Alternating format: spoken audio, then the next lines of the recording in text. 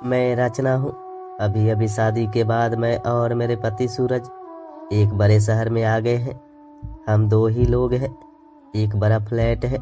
मेरे पति की अच्छी जॉब है। मैं कभी कभी ये सोचती हूँ कि मुझे बहुत अच्छा पति मिला है। शहर में आए अभी हमें कुछ दिन ही हुए हैं, तभी मेरे पति एक 18 साल की लड़की को एक दिन घर ले आए और कहें कि गरीब है, इसे काम को जरूरत है। मैंने कहा ऐसा क्या काम है, हम दोनों के बीच में अकेली कर सकती हूँ। लेकिन उन्होंने बोला ये यहीं रहेगी और कुछ काम करेगी। मैंने बोला ठीक है। किसी अजनबी जवान लड़की को इस तरह अपने घर में रखना मुझे कुछ समझ नहीं आया, वो भी तब जब मैं मना कर रही हूँ। रात मैंने सोचा कि उनसे पूछूं कि आखिर ये लड़की कौन है, लेकिन रात जब मैं कमरे में गई तब वो अपने लैपटॉप पर मीटिंग में बिजी थे। जैसे ही मैंने दरवाज़ा मुझे हाथ से इशारा करके चुप रहने को कहते हैं, मैं बिस्तर के एक साइड पर सो गई। सुबह करीब 7 बजे मेरी नींद खुली। तब मैंने देखा पतिदेव बिस्तर पर नहीं है। मैंने बाथरूम देखा, वो वहाँ भी नहीं थे। दरवाजा के पास जाकर जब मैंने किचन में देखा तो मेरे पति हाथ में पैसे लिए उस लड़की को दे रहे थे और वो लड़की रो रही थी। वो उसे चुप भी करा रहे थे। पैसे देकर वो मुझसे मिले बगैर बाहर मेन रोड से निकल गए।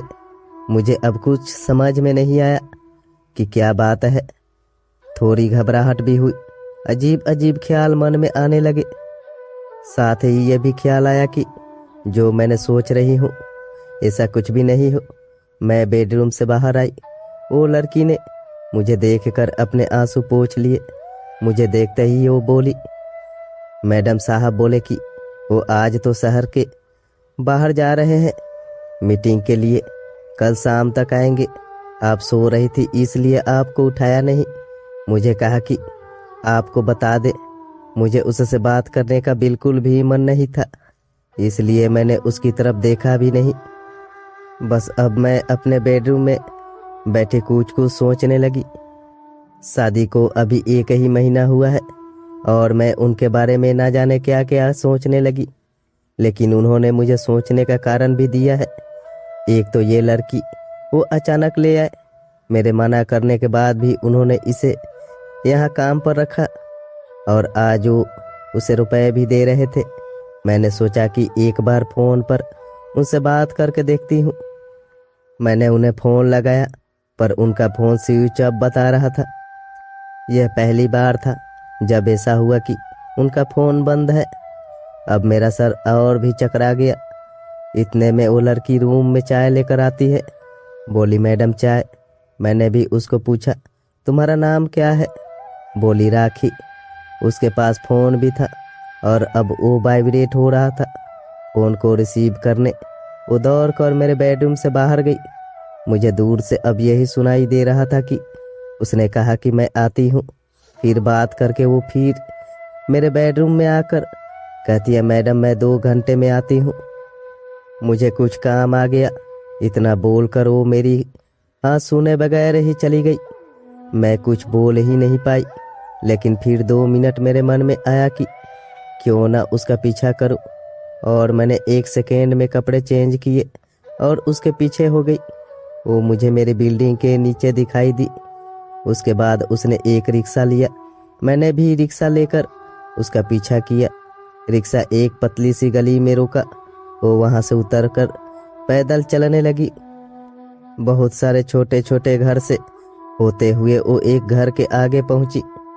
मैं लगातार उसके पीछा कर रही थी।